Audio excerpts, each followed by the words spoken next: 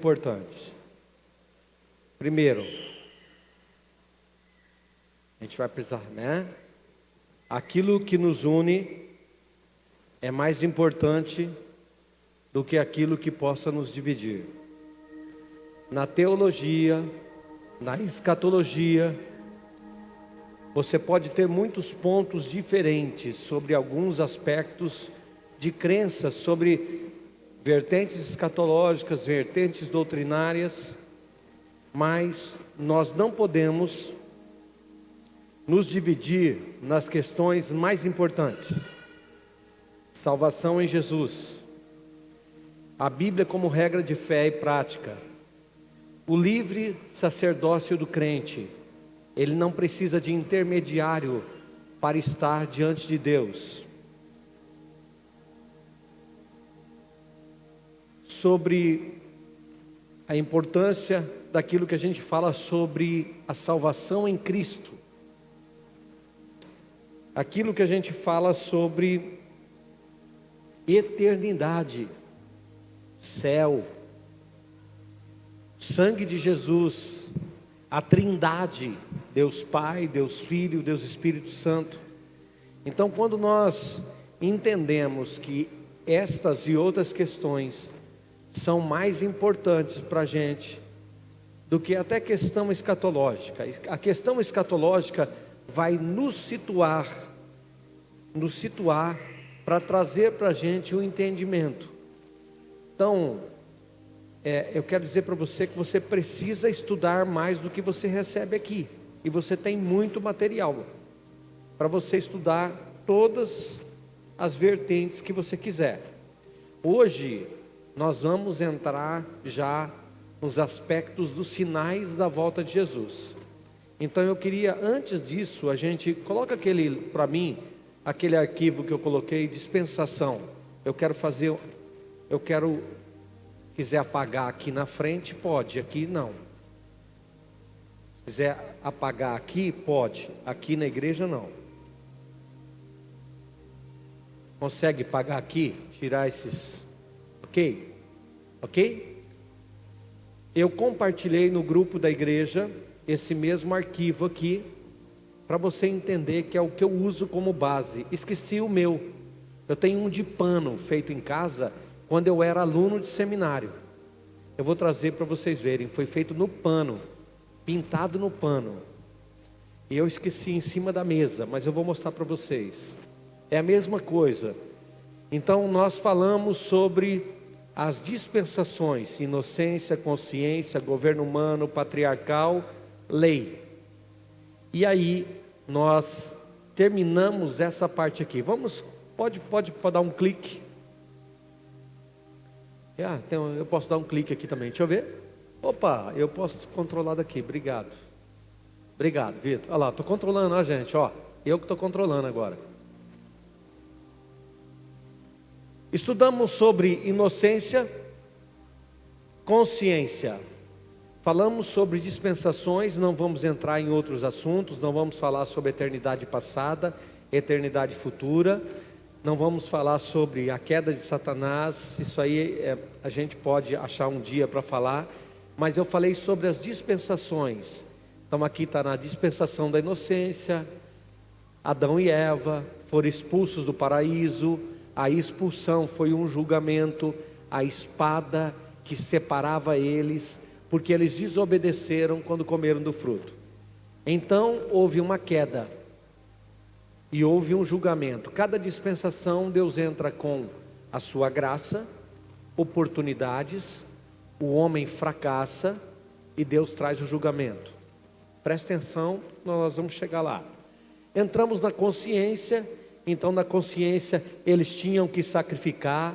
Aí nós tivemos o sacrifício de Abel e Caim, e nós temos o primeiro assassinato. A terra é manchada com sangue. Deixa eu lhe dizer uma coisa: o sangue, quando cai na terra, ele contamina a terra.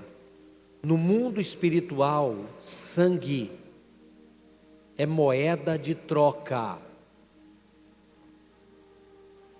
É por isso que existem sacrifícios humanos. Porque no mundo espiritual o sangue é moeda de troca.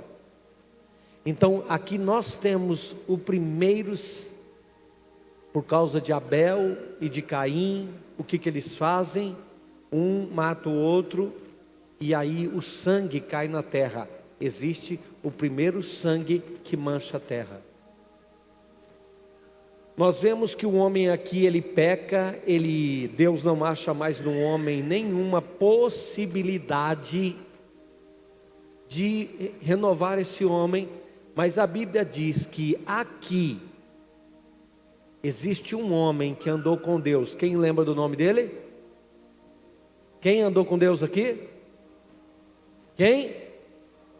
Então diga assim: Enoque é o primeiro indício de um arrebatamento. Preste atenção que aqui Deus tira Enoque no meio de uma corrupção humana. Deus tira Enoque daqui. Enoque não entra no juízo. Enoque representa a igreja. Aqui, o povo de Deus, o salvo. E nós vamos vendo indícios na história que vai nos dando a entender algumas coisas. Então, por exemplo, entramos no próximo: governo humano. Aqui nós temos o quê? A Torre de Babel. Deus manda eles crescerem, multiplicar, espalhar a terra, e eles fracassam. Deus faz uma aliança com eles de não mais destruir a terra com água, e eles continuam sacrificando. Mas Noé, quando sai da arca, Noé bebe, embebeda, o filho dele vê ele nu, há uma maldição sobre Cã, e aí nós vemos que Deus tem uma aliança com Noé, e do dilúvio até a chamada de Abraão, nós vemos a questão do governo humano, o homem governando, o homem se autodeterminando. Mas vai acontecer que o homem novamente erra, peca, desobedece. Deus então vem e confunde. O julgamento aqui é a confusão que Deus faz, destruindo toda a possibilidade que o homem tinha de querer chegar até Ele. O homem queria construir uma torre. Leiam a Bíblia e vocês vão ler, vocês vão entender. Se você ler a Bíblia se pontuando, você vai entendê-la melhor. Entramos no governo patriarcal. E no governo patriarcal aqui, da chamada de Abraão até o Êxodo, Deus faz uma aliança com Abraão, Isaac, Jacó. E Deus disse para eles, Deus fala para Abraão que daria para ele uma terra. A Bíblia diz que há um momento que tem fome, há um momento que eles vão para o Egito, e lá no Egito, então, o povo fica ali por 430 anos no Egito. Olha o que acontece. Aqui diz 215 anos. Mas a Bíblia diz que no total de escravidão no Egito, 430. Aqui nós vemos que Deus dá um propósito para eles. Deus começa a trabalhar com um homem, e deste homem forma uma nação, desta nação tem uma tribo. Deus pede para eles, Deus dá uma direção para eles, e eles acabam indo para o Egito. Egito representa a distância de Deus, né?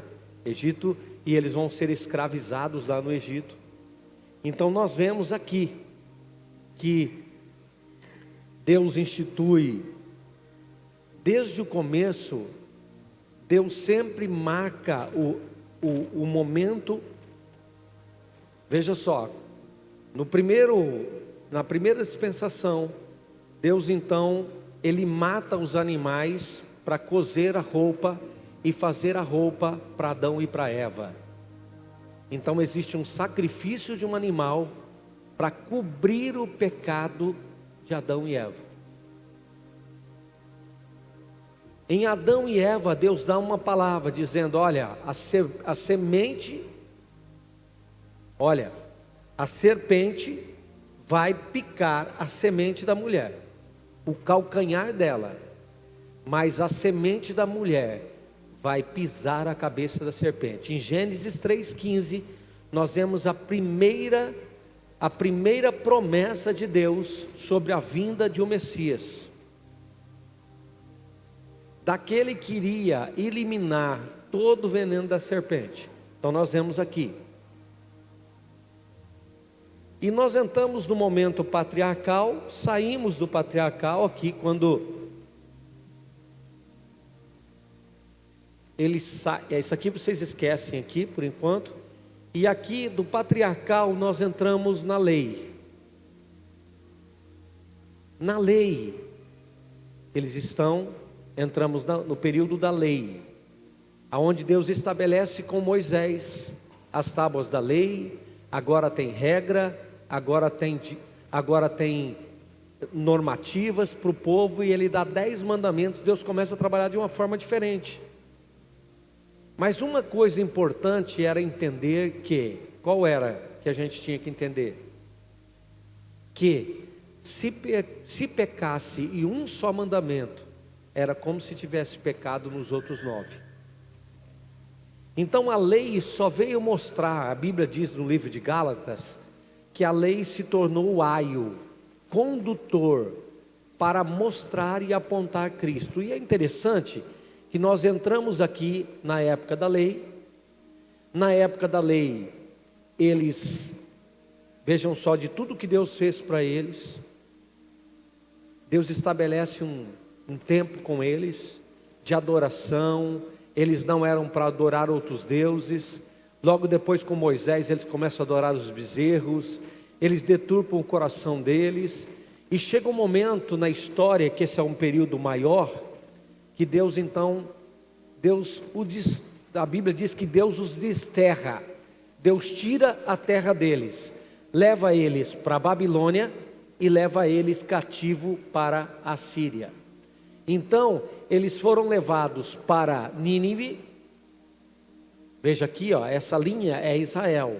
Ela sai daqui, vem aqui, as tábuas da lei, sobe aqui, fica 40 anos no deserto, e Deus os leva à terra prometida. Mas eles, o que eles vivem? O que eles fazem?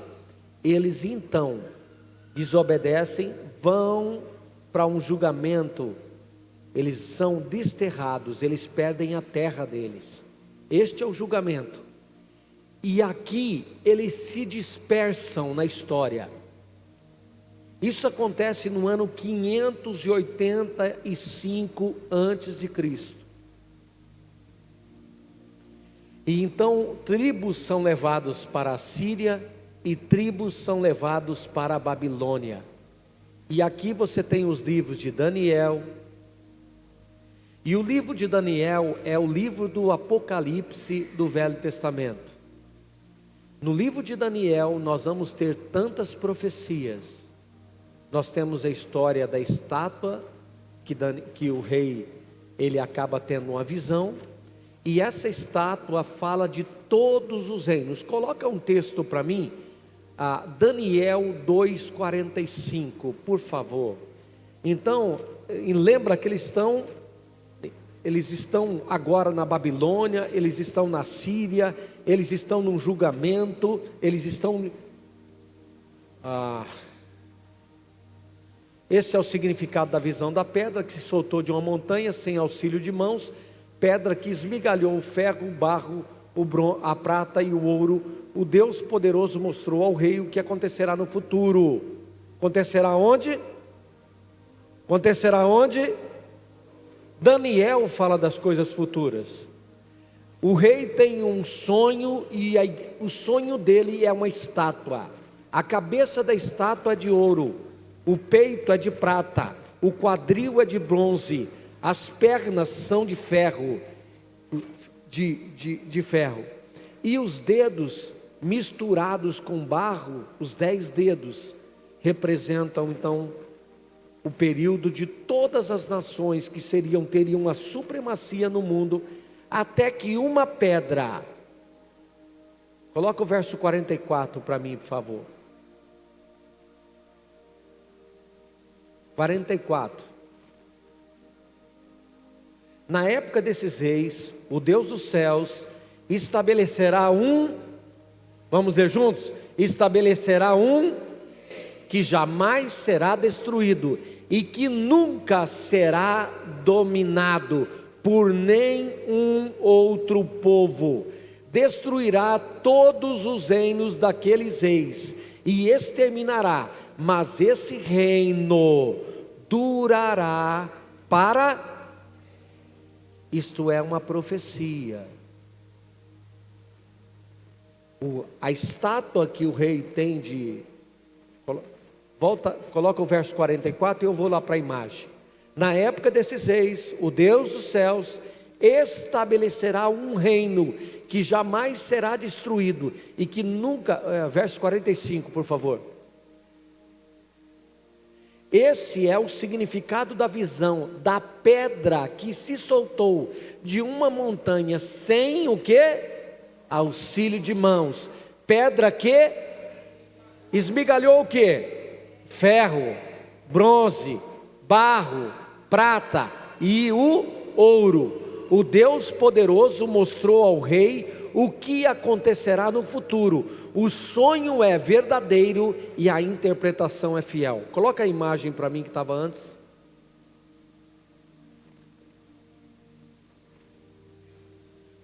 Não, a primeira imagem. Deixa que eu coloco. Aqui. Está vendo aqui a estátua?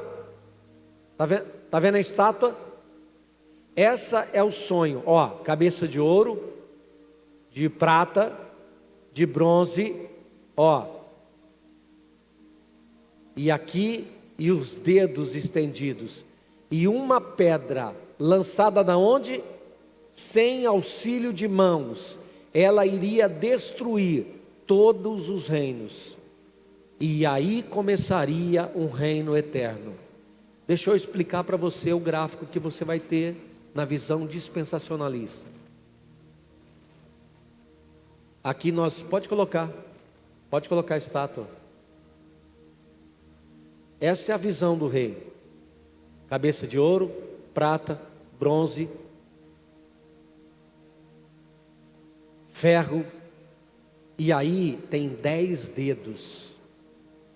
10 dedos. E nós não vamos entrar nisso aqui hoje. Qualquer dia desse eu vou falar só sobre isso. Só sobre a estátua. Volta lá para mim, por favor. Então, presta atenção aonde é que está a estátua. Presta atenção, ó. Ela está aqui até aqui, certo? O que acontece? Olha aqui, levado para a Síria e para a Babilônia. A cabeça de ouro é a Babilônia. E daqui começam, aqui quem domina é o Egito. Depois quem domina é a Babilônia. Isso é história. Depois quem domina, medos e persas. Depois quem domina, a Grécia. Depois quem domina, Roma. E hoje quem domina, o que a gente fala que são hoje 27 nações do mercado comum europeu, que irão se transformar em 10 nações. Hoje o mercado comum europeu tem 27 nações, mas 10 nações irão se fundir para 10 nações, que representam o quê? Os 10 dedos da estátua. O que vai acontecer? Uma pedra lançada sem auxílio de mãos vai pegar aonde? Nos pés da estátua e destruir toda a estátua. O que representa que Deus está estabelecendo o seu reino. Eu quero que você saiba, a despeito de que visão escatológica que você tem, Deus está no controle e nunca perdeu o controle de nada. Então, nós estamos aqui, ó, nesse período aqui, e é sobre isso daqui que eu quero falar hoje. Estamos vivendo o tempo, saímos da lei, a cruz de Cristo iniciou a igreja, e a igreja é interrompida aqui, e aí eu vou explicar alguma coisa para vocês. Qual é a visão? O vídeo está aí, Romário? Beleza. Qual é a visão pré-tribulacionista? Qual é a visão meso ou midi-tribulacionista? Qual é a visão pós-tribulacionista? Passa a imagem para frente, por favor. Eu consigo aqui? Eu consigo, deixa eu ver. Aqui. Aqui. Deixa eu ver aqui. Eu não consegui colocar. Até restauração. Não consegui não. Nós estamos aqui, ó. Presta atenção, ó. Jesus vem, a igreja se inicia, Jesus sobe para cá, e aqui é o período que a igreja está vivendo. Na visão pré-tribulacionista, Cristo vem aqui e leva a igreja, somente a igreja. Cristo leva a igreja para um período no céu. Quantos anos? 7 anos. Essa é a visão pré-tribulacionista. Nós não vamos entrar em detalhe, porque você vai ver o vídeo. Qual é a visão meso ou midi-tribulacionista? No meio, aqui é o julgamento desta época, o julgamento da época da graça, o julgamento da dispensação da graça. Deus vai julgar. Isso que você está vendo aqui é o julgamento. São 7 anos de tribulação. Qual é a visão primeiro meso-tribulacionista? No meio, aqui, no meio, quando 2 testemunhas que estão lá no livro de Apocalipse, elas estiverem ali, e elas forem mortas no meio da grande tribulação, então a igreja vai subir aqui. Na visão pós-tribulacionista, então presta atenção, na visão pré-tribulacionista, a igreja não entra na tribulação. Livro de Apocalipse não é para nós, igreja. Visão pré-tribulacionista. Nós não vamos enfrentar, e depois a gente vai discorrer sobre isso.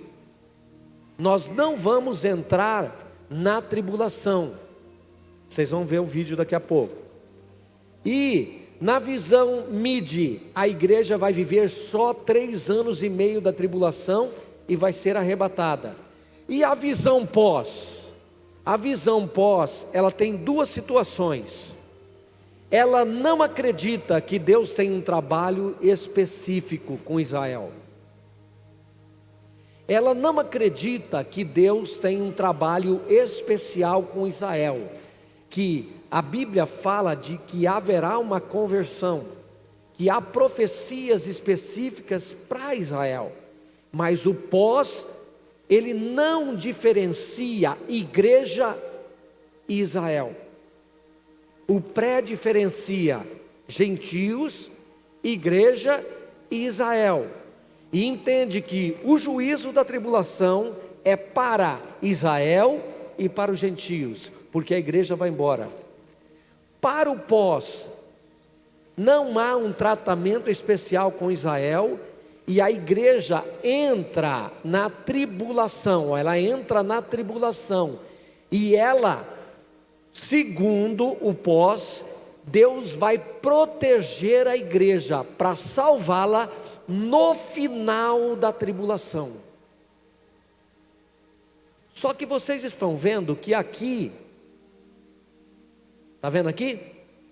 Tem uma ligação com o céu, aqui tem outra ligação. O pré-tribulacionista acredita no arrebatamento, leva a igreja, tem um tempo com a igreja e Cristo volta com a igreja no final da tribulação.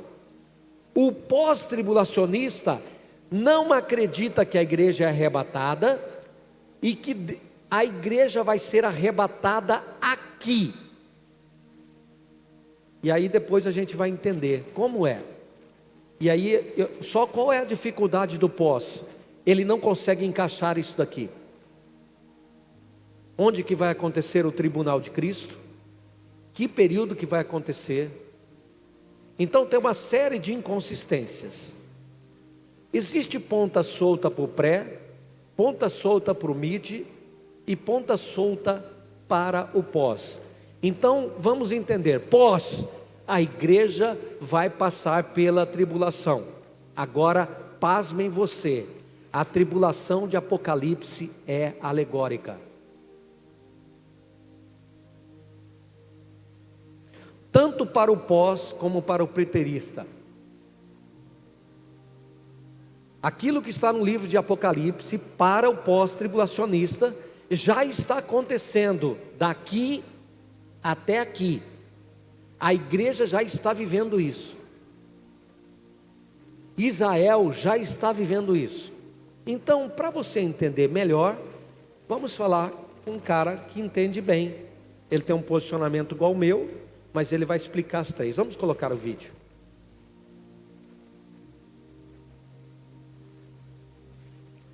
Pastor Antônio Júnior é um conservador como eu, e ele vai falar sobre as três vertentes. 12 minutos é o vídeo, tá? Durante o governo do anticristo aqui na terra, muitos cristãos logo pensam a respeito do arrebatamento. O arrebatamento é um evento apocalíptico onde Jesus Cristo busca sua igreja, e isso gera um grande debate dentro do cristianismo, não sobre o arrebatamento em si, mas em relação a quando ele vai acontecer. Alguns estudiosos acreditam que o arrebatamento acontecerá antes do período da tribulação. Outros acreditam que acontecerá na metade desse período, ou seja, depois de 3 anos e meio, e o terceiro grupo acredita que os cristãos enfrentarão tudo o que acontecerá durante os 7 anos de governo do anticristo sobre a terra. A verdade é que muitas pessoas não sabem muito sobre o arrebatamento e acabam criando confusão a respeito dos acontecimentos do fim dos tempos. Por isso, neste vídeo eu vou te apresentar quais são os pontos de vista a respeito do arrebatamento da igreja e ao final eu vou te contar qual é a minha opinião sobre este assunto, ok? Mas antes de começarmos, eu quero pedir que você já deixe o seu like, se inscreva no meu canal e ative o sininho para você ser avisado pelo YouTube sempre que eu colocar um vídeo novo. Eu tenho colocado vídeos novos com orações, mensagens de fé, tudo para te ajudar na caminhada com Deus. Então venha caminhar junto comigo todos os dias, ok? Então vamos lá. A primeira visão é a visão pré-tribulacionista. Essa corrente de pensamento acredita que a Igreja de Cristo será arrebatada antes da grande tribulação. Para esse grupo de cristãos, assim que o anticristo promover um grande acordo de paz entre as 3 maiores religiões do mundo e se tornar o homem mais popular do planeta, todos aqueles que entregaram suas vidas a Cristo e o reconheceram como Senhor e Salvador subirão ao céu de uma hora para outra e serão poupados do sofrimento que virá. E são várias as passagens bíblicas que, segundo esse grupo de pessoas, apontam para esse tipo de arrebatamento. E um dos argumentos mais fortes é que enquanto o Apocalipse 1, 2 e 3 fazem menção à Igreja de Cristo 19 vezes, do capítulo 4 ao 19 não fala nada sobre ela, mas trata da tribulação que estará acontecendo aqui na terra. Além disso, a promessa de Jesus feita à igreja de Filadélfia também é uma das bases desse pensamento. Leia comigo o que está escrito em Apocalipse capítulo 3. Visto que você guardou a minha palavra de exortação à perseverança, eu também o guardarei da hora da provação que está para vir sobre todo o mundo, para pôr à prova os que habitam na terra. Perceba que Jesus disse, eu o guardarei da hora da provação, e não na hora, ou seja, durante a tribulação. E o apóstolo Paulo também tem ensinamentos que apontam para esse arrebatamento antes da grande tribulação. Pelo menos 2 vezes ele fala sobre isso em sua primeira carta aos Tessalonicenses. A primeira no capítulo 1, versículo 10, e a segunda no capítulo 5, versículo 9. Nas duas ocasiões, o apóstolo cita que Jesus nos livrará da ira que há de vir, pois ele não quer que passemos por esse momento tão difícil, mas sim que sejamos salvos. O apóstolo Pedro também mostrou que Deus livrará o seu povo desse período de julgamento, assim como ele livrou Noé do dia do dilúvio e Ló da destruição de Sodoma e Gomorra. Vamos ver o que ele disse. Deus não poupou o mundo antigo quando trouxe o dilúvio sobre aquele povo ímpio, mas preservou Noé, pregador da justiça, e mais 7 pessoas. Também condenou as cidades de Sodoma e Gomorra, reduzindo-as a cinzas, tornando-as exemplo do que acontecerá aos ímpios. Mas livrou Ló, homem justo, que se afligia com o procedimento libertino dos que não tinham princípios morais, pois vivendo entre eles, todos os dias aquele justo se atormentava em sua alma justa, por causa das maldades que via e ouvia. Vemos, portanto, que o Senhor sabe livrar os piedosos da provação e manter em castigo os ímpios para o dia do juízo. Outra coisa muito importante que os pré-tribulacionistas acreditam é que os israelitas não fazem parte da Igreja de Cristo, pois eles não o reconhecem como Filho de Deus. Por isso, eles passarão pela grande tribulação, e aqueles que se mantiverem fiéis a Deus e se entregarem a Jesus serão perseguidos, mas serão salvos quando Cristo voltar com a sua igreja. Veja o que o profeta Zacarias disse que vai acontecer. Depois o Senhor sairá à guerra contra aquelas nações, como ele faz em dia de batalha. Naquele dia, os seus pés estarão sobre o Monte das Oliveiras, a leste de Jerusalém, e o monte se dividirá ao meio, de leste a oeste, por um grande vale. Metade do monte será removido para o norte e a outra metade para o sul. Vocês fugirão pelo meu vale entre os montes, pois ele se estenderá até Azel. Fugirão como fugiram do terremoto nos dias de Uzias, rei de Judá. Então o Senhor, o meu Deus, virá com todos os seus santos. Olha isso, irmãos. Se todos os santos, ou seja, os cristãos, virão com Jesus para salvar Israel e derrotar o mal, isso quer dizer que a igreja já terá subido antes. A segunda visão é a visão mesotribulacionista. O mesotribulacionismo defende o pensamento de que a igreja passará pela primeira metade da tribulação, ou seja, os 3 anos e meio de um total de 7 anos. O principal argumento é que a igreja precisa ser provada para saber quem de fato é, ou não, fiel a Deus nas adversidades. Porém, eles não encontram base bíblica para isso. Apenas se apoiam na ideia de que o cristão precisa ser provado para mostrar sua fidelidade, assim como os apóstolos do passado que sofreram terríveis perseguições e não negaram sua fé. Os mesotribulacionistas têm como base principal 2 passagens bíblicas. A primeira está em Mateus capítulo 24, que diz: Devido ao aumento da maldade, o amor de muitos se esfriará, mas aquele que perseverar até o fim será salvo. E este evangelho do reino será pregado em todo o mundo como testemunho a todas as nações, e então virá o fim. Assim, quando vocês virem o sacrilégio terrível do qual falou o profeta Daniel no lugar santo, quem lê entenda. E então os que estiverem na Judéia fujam para os montes. Quem estiver no telhado de sua casa, não desça para tirar dela coisa alguma. Ao usarem essa passagem bíblica, os mesotribulacionistas entendem que a igreja será perseguida pelo anticristo. Porém, devemos entender que o capítulo de Mateus 24, que se refere à grande tribulação, aplica-se principalmente aos judeus e não à igreja. E a segunda passagem bíblica que eles têm como base está em Apocalipse capítulo 11, o versículo 11 e o 12, que fala sobre as 2 testemunhas. Vamos ler. Então eles ouviram uma forte voz do céu que lhes disse: Subam para cá. E eles subiram para o céu numa nuvem, enquanto seus inimigos olhavam. Naquela mesma hora, houve um forte terremoto e 1/10 da cidade ruiu. 7.000 pessoas foram mortas no terremoto. Os sobreviventes ficaram aterrorizados e deram glória ao Deus do céu. Esse capítulo de Apocalipse 11 fala sobre as 2 testemunhas que aparecerão na primeira metade da tribulação e profetizarão por 3 anos e meio. Depois elas serão mortas, ressuscitarão e subirão ao céu, conforme acabamos de ler. Para os mesotribulacionistas, é nesse momento que a igreja será arrebatada. Porém, esta passagem mostra claramente que somente as duas testemunhas serão arrebatadas. E a terceira visão é a visão pós-tribulacionista. A principal ideia dessa corrente é que a Igreja de Cristo não será arrebatada antes ou durante o período da grande tribulação, mas que ela passará por todos os sofrimentos previstos na Bíblia durante os 7 anos que antecederão a volta de Jesus e o juízo final. Essas pessoas também acreditam que, por mais difícil que seja, os verdadeiros cristãos suportarão toda a dor nesse tempo, graças ao poder e à misericórdia de Deus.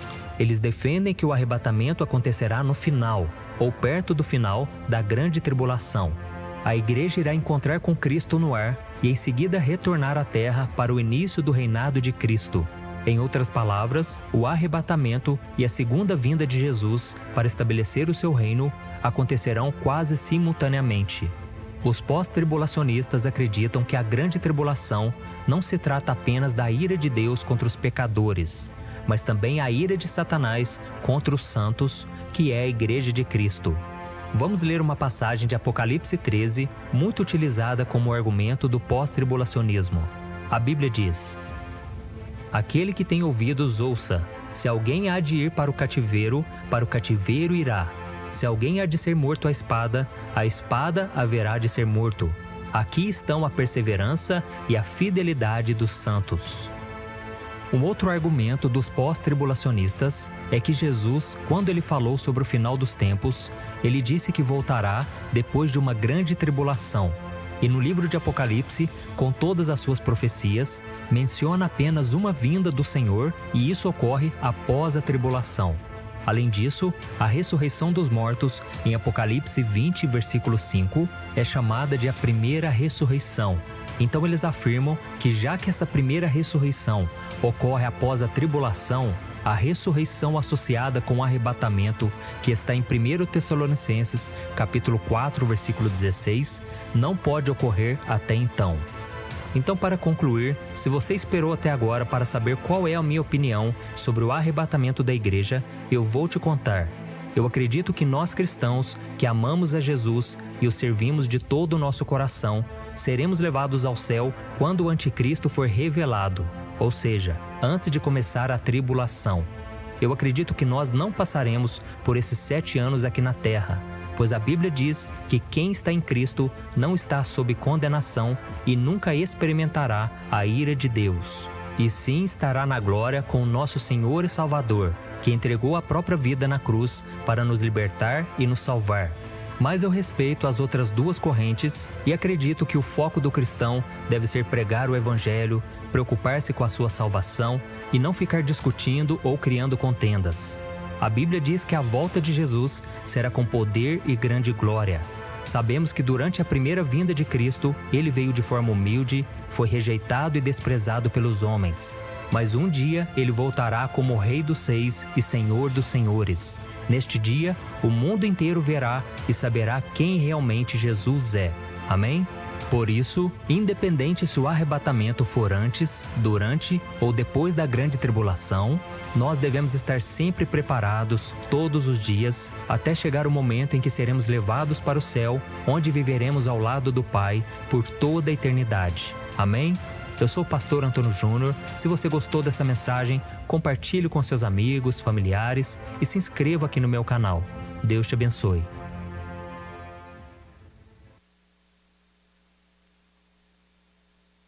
Bom, creio que você teve uma visão clara. Quem gostou? Levante a mão. Isso. Deu para você ter uma visão mais rápida. Agora, para a gente estudar cada um disso, a gente demora muito tempo. Agora, eu sou muito franco em dizer assim: escolha o que você quer. Você quer passar pela tribulação? Você é o pós. Você quer passar só um pouquinho da tribulação? Você é o meso, ou mid. Se você crê que não vai passar pela tribulação, então você é o pré, né?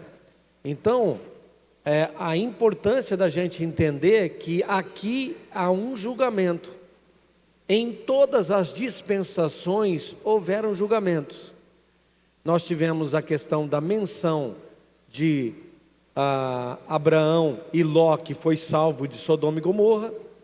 Nós vimos também que Moisés não viu a morte, porque a Bíblia não fala onde Deus enterrou Moisés, mas o Senhor separou. A Bíblia também diz que Moisés, por que a figura de Moisés e de Elias? Porque Moisés representa a lei e Elias representa os profetas, e os dois não tiveram uma morte determinada. Profeta Elias foi separado de uma carruagem e não experimentou a morte. Moisés, a Bíblia diz que o Senhor o sepultou, ninguém sabe onde ele está, foi sepultado. Então, em cada dispensação houve um livramento. Nós entendemos que haverá um livramento, um arrebatamento, e Deus vai fazer isso. Agora, como você crê? Você pode pegar a Bíblia e estudar, existem muitos argumentos, a gente poderia falar, eu vou entrar em alguns detalhes. Vamos coloca o meu arquivo aí, por favor, de hoje. Que horas são? Que horas são? 37, mais uns 10 minutinhos.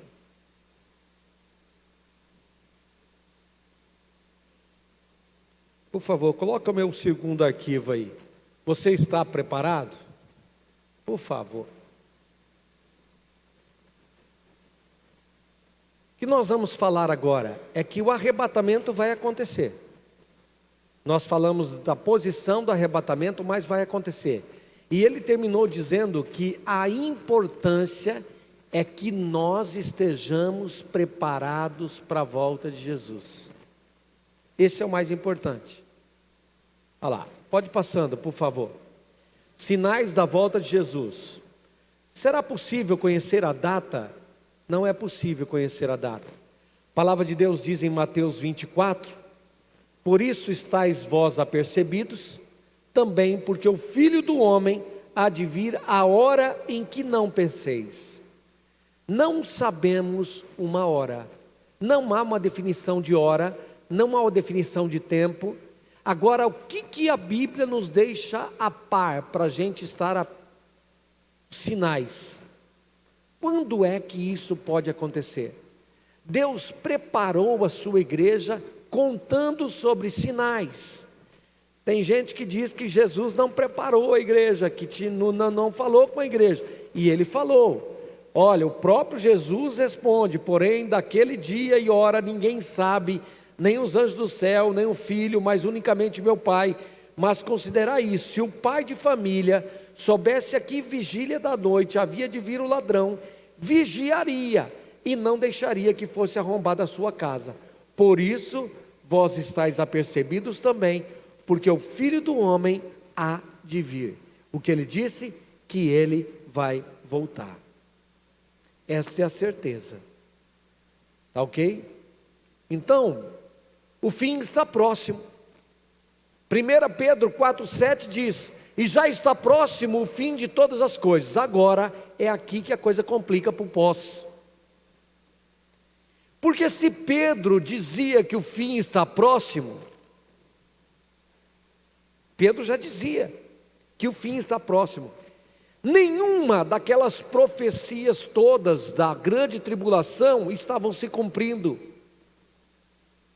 Elas só iriam se cumprir num período, para os pré-tribulacionistas. Então, se na época de Pedro já diz que está próximo, por quê? Porque Jesus disse assim, que não haveria, e quando ele, por isso que nós entendemos como que quando Cristo levar a sua igreja, que começa a tribulação. Quando Cristo retirar a sua igreja, começa o julgamento. E o julgamento não é para a igreja não será julgada, segundo eu creio.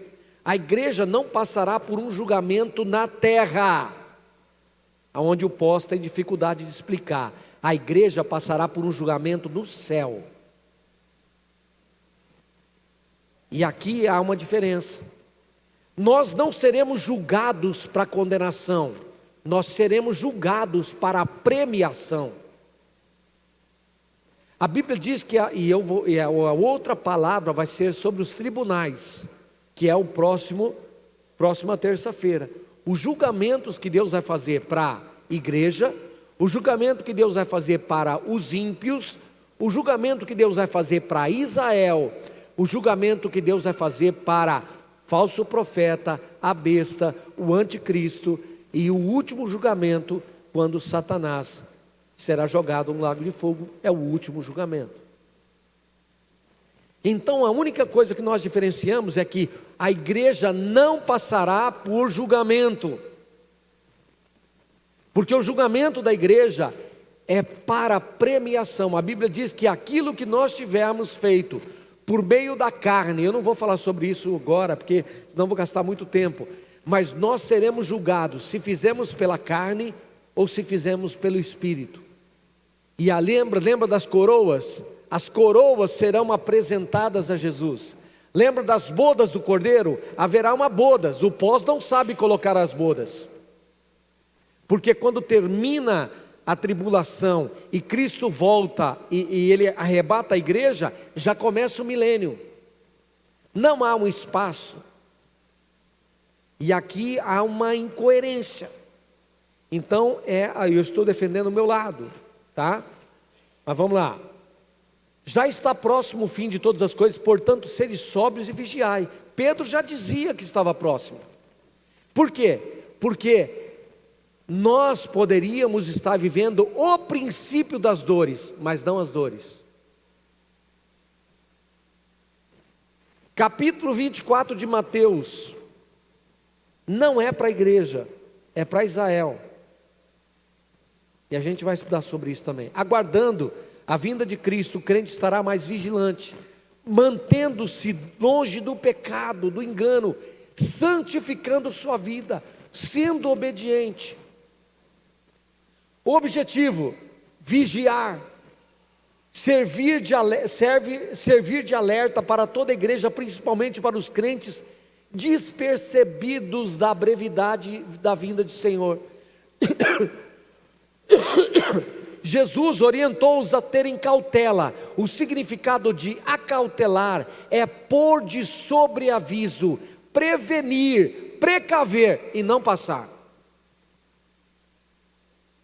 Jesus coloca de quarentena, precavendo o que vai acontecer, e Ele diz sobre isso.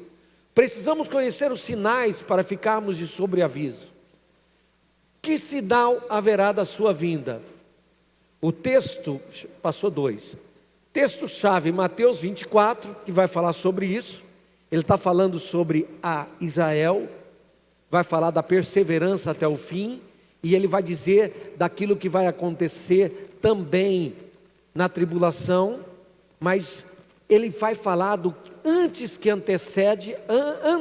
aquilo que antecede a tribulação.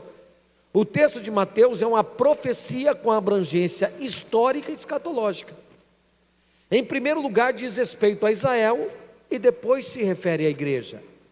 A igreja precisa se acautelar dos falsos profetas, a igreja precisa estar alerta. Por quê? Porque ela vai passar pelo princípio das dores, mas ela não vai entrar no momento do juízo. 3 perguntas para Jesus. Mateus 24, 3. Estando assentado no Monte das Oliveiras, chegaram-se a ele e seus discípulos, em particular, dizendo: dize-nos quando sucederão essas coisas. A pergunta é: quando? A outra: e que sinal haverá da tua vinda? E a última coisa: e o fim do mundo? Quando, o sinal e o fim. Jesus prediz a destruição de Jerusalém. Ele está falando sobre as pedras e ele diz assim, histórico: não ficará pedra sobre pedra. Ele está falando do ano 70 depois de Cristo. O general Tito, com seus exércitos, entrou em Jerusalém, destruiu tudo, inclusive o templo. De fato, não ficou pedra sobre pedra. A profecia teve o seu cumprimento literal. Aconteceu. Jesus está falando de algo que aconteceria historicamente, falando aos discípulos. Ele vai dizer: falsos alarmes hoje escatológicos, falsos cristos. Em todo tempo aparecem falsos cristos. Guerras não determinantes, são as guerras pequenas e grandes que têm marcado com sangue o nosso planeta, que não podem ser determinadas como sinais evidentes da volta do Senhor. Nenhuma guerra destruiu a população do planeta em 1/3. E isso descaracteriza o pós. Porque o pós diz que aquelas coisas do Apocalipse nós já estamos vivendo. Elas são figurativas e alegóricas. E a igreja já está passando. E nós cremos que aquilo é literal. Quando diz que 1/3 vai morrer, 1/3 vai morrer. Quando diz que uma estrela vai cair do céu e vai matar 1/3, é 1/3. Quando diz que 4 demônios serão soltos para destruir, 4 demônios serão soltos para destruir. Agora preste atenção. Nos quase 2000 anos de história do cristianismo, centenas de falsos cristos têm aparecido. Então ele diz: não vos assusteis, é necessário que isso aconteça, mas o quê? Ainda não é o fim. Sinais concretos. Quais são os sinais concretos para a volta de Jesus? Primeiro, princípio das dores. Nós, a igreja, vai viver o princípio das dores. Ele compara com uma mulher que está grávida. Ela começa a sentir contração. Este é o princípio das dores. Mas até a criança nascer, a dor vai se intensificando até o parto. E ele diz, o princípio das dores. A simultaneidade, ou seja, todas as coisas acontecendo ao mesmo tempo, dos sinais que ele falou em Mateus 24, há uma certa simultaneidade dos acontecimentos que envolvem conflitos bélicos entre nações, fomes, pestes e terremotos. Lembra quando eu disse que é preciso ter todos os ingredientes para fazer o bolo? Não adianta você faltar a farinha. Então, quando todos os ingredientes estiverem em cima da mesa, o bolo vai acontecer. Então nós, a igreja, precisa ouvir Deus, coração preparado, vendo o tempo, porque Cristo está para voltar, não vai demorar, independente se é pré, se é mi, se é, ele vai voltar.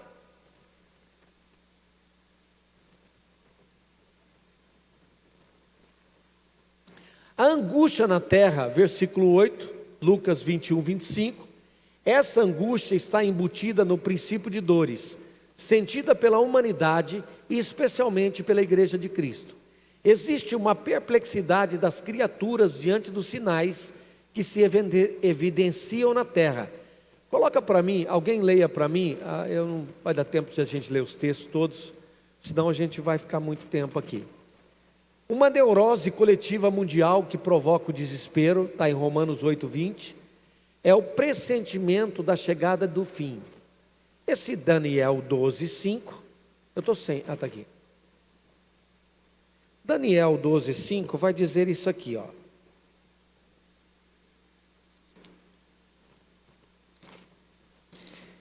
Daniel 12, 5, ele vai dizer assim: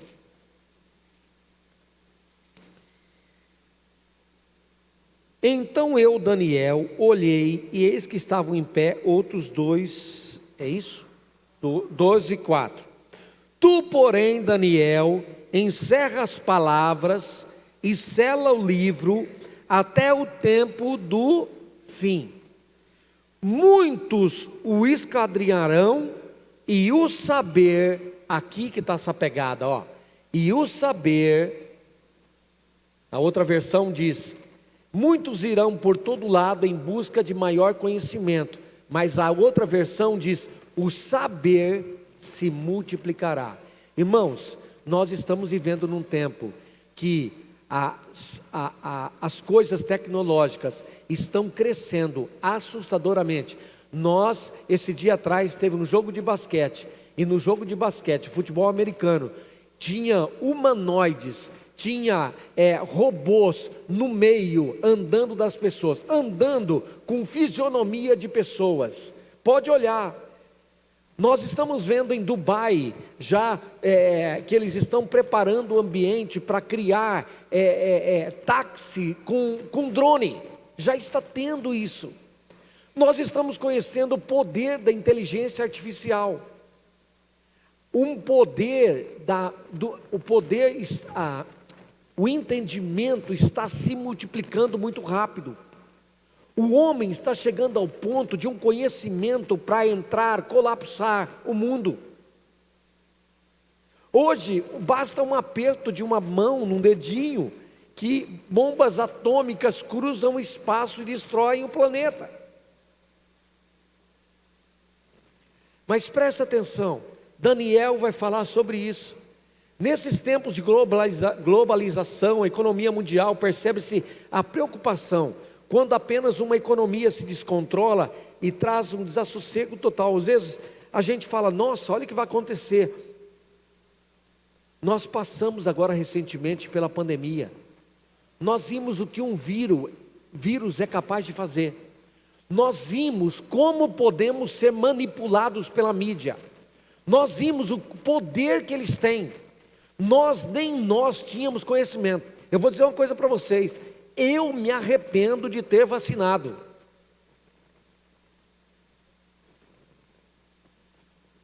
Isso sou eu.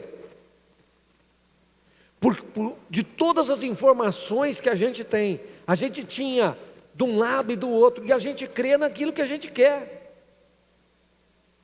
E eu disse para vocês que eu sempre fui anti-vacina.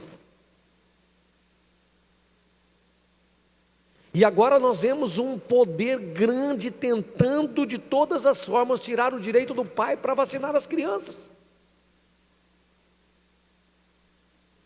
Nós não temos mais domínio sobre nós.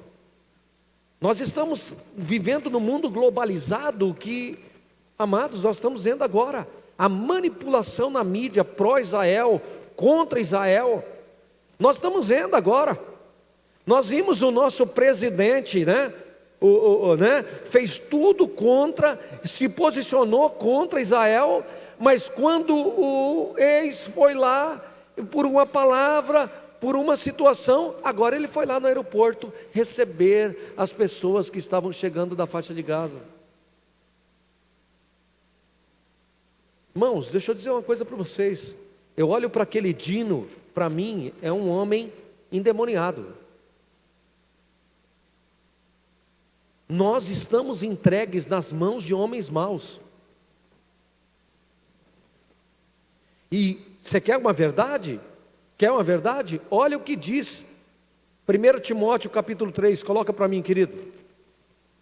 Quer um retrato dos nossos dias? 1 Timóteo capítulo 3.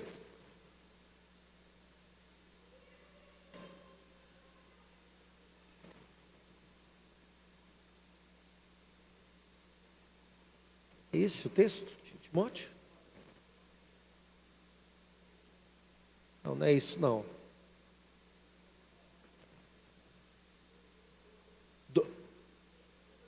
2 Timóteo, obrigado, irmão Léo. 2 Timóteo, por favor.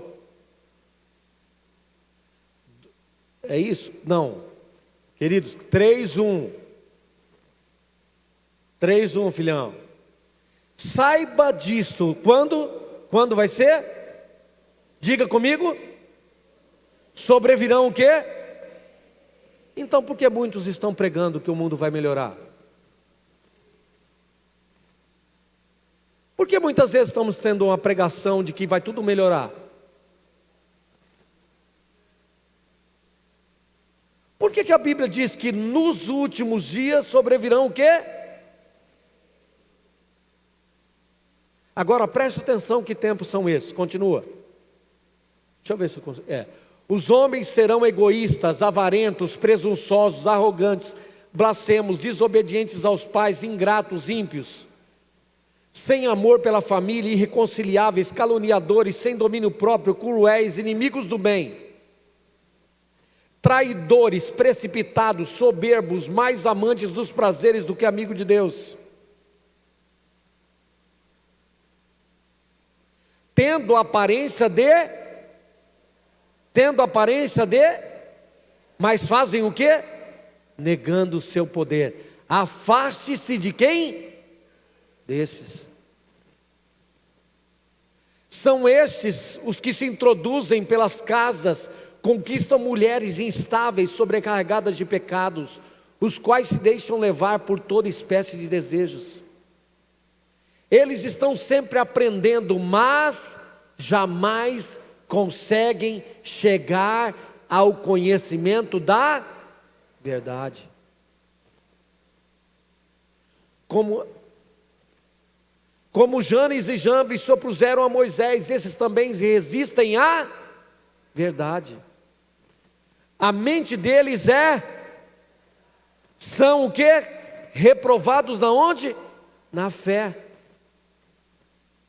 Não irão, porém, como no caso daqueles, a sua insensatez se tornará evidente a todos. Mas você tem seguido de perto o meu ensino, a minha conduta, isso é para você em nome de Jesus. Mas você tem seguido de perto o meu ensino, a minha conduta, o meu propósito, a minha fé, a minha paciência, o meu amor, a minha perseverança. As perseguições e os sofrimentos que enfrentei, coisas que me aconteceram em Antioquia, Icônio e Listra, quanto perseguição suportei, mas de todas essas o Senhor me livrou. Irmãos, sabe o que Paulo está dizendo? Aquele que quiser viver piedosamente em Cristo será perseguido. Você vai ser perseguido por causa da sua fé. Você vai ser perseguido por causa da verdade.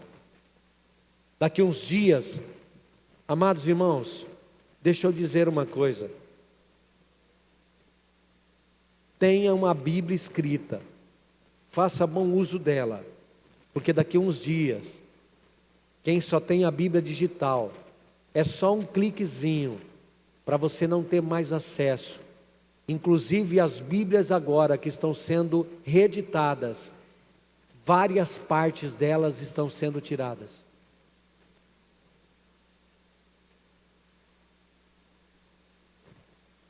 Volta lá naquela parte para mim, para eu terminar. Deixa eu fazer um arranjo aqui que eu não vou conseguir terminar.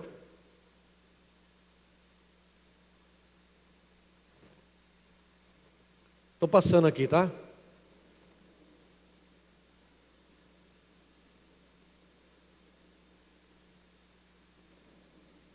O século XX caracterizou-se assim e deixou após si um total de 70 milhões entre mortos, feridos e desaparecidos. A crescente tensão, a situação do Oriente Médio, a destruição total, epidemias e fomes, epidemia coletiva, desolação na África, crise econômica, números da fome, 500 milhões de pessoas sofrem de fome no mundo, 24 mil pessoas morrem por dia em consequência de fome e subnutrição. Em certas regiões da Índia Central, 77% da população vive em condições de miséria. Doenças cardíacas, alta a mais de 8 milhões de adultos diabéticos, acidente vascular cerebral, câncer, malária. Número da morte, acidentes de trânsito são a causa de cerca de 40 mil no Brasil por ano.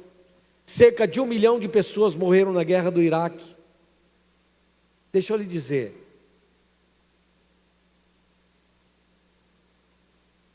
Sabe, uma das coisas que eu mais entendo que a igreja não vai passar pela tribulação?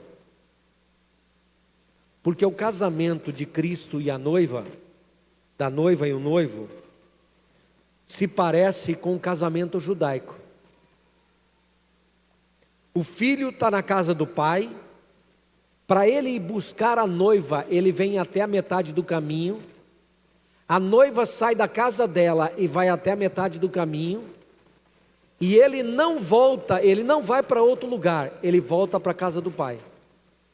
Está entendendo? Então, por que eu entendo que a noiva, que é a igreja, não vai passar pela tribulação?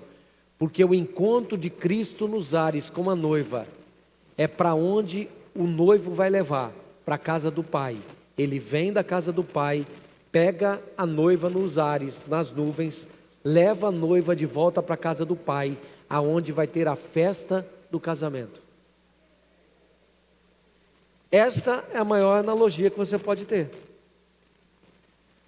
No pós-tribulação, Cristo vem para julgar, Ele vem para guerrear, e aí diz que naquele momento, Ele arrebata a igreja e aqueles que estiverem salvos, que é uma coisa que eu não entendo, mas vamos lá.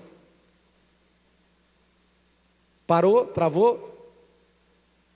Deixa eu ver.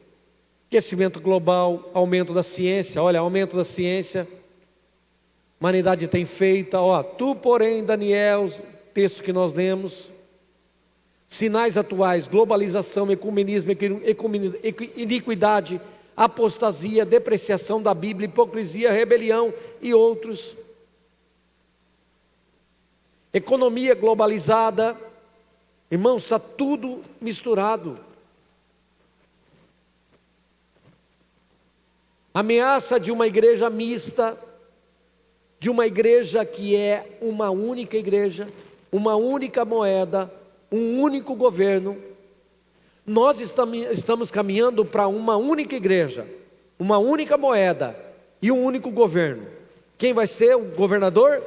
O anticristo vai ser o único governo. Vai ter uma moeda só e vai ter uma religião só. Qual é a religião? A religião do anticristo. Isso é o ecumenismo, irmãos. Irmãos, é impressionante, irmãos. É impressionante. Não se assuste com o número de percentual de evangélicos no Brasil.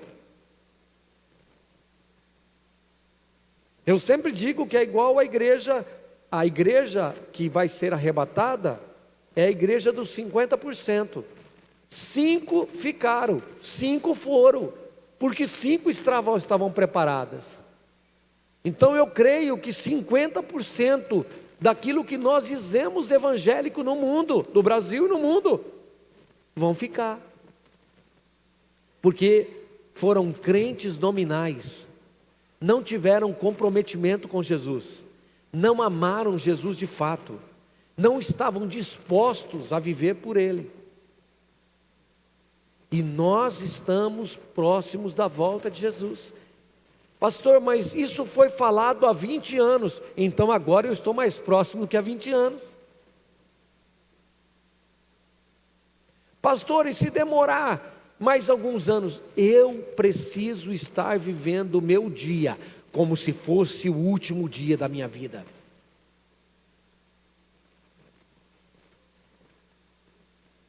A iniquidade está relacionada à legalização da maconha, aborto, movimentos, escalada da violência, banalização de valores familiares. Característica dos últimos tempos, 1 Timóteo 4:1, apostasia. Quantas pessoas você conhecia de nomes que serviam o Senhor? Olha o Kleber Lucas. Olha alguns pastores. Olha as aberrações de Ed Renekiewicz. Olha a apostasia, mas o Espírito expressamente diz que nos últimos o quê?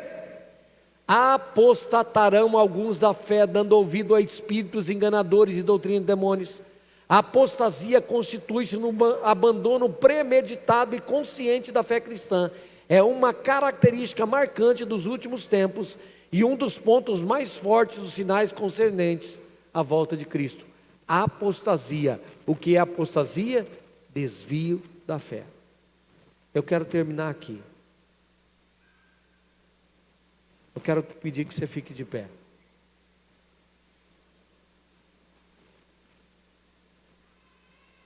Deixa eu fazer uma pergunta para você. bem sério.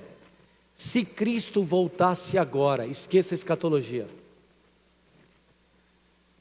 Se Cristo voltasse agora,